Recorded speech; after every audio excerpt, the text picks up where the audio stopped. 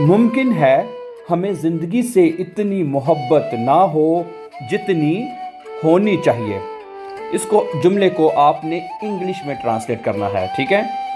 We may not love life, हो सकता है हमें ज़िंदगी से प्यार ना हो एज मच एज, जितना ज़्यादा वी शुड, हमें करना चाहिए, ठीक है।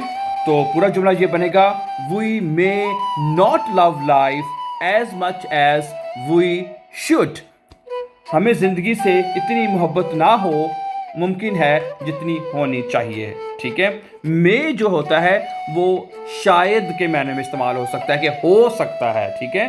तो we may not love life, हो सकता है हमें ज़िंदगी से मोहब्बत ना हो, ठीक है, उतनी मोहब्बत ना हो as much as we should, जितनी के हमें होनी चाहिए। Thank you very much for watching, and before going please don't forget to subscribe.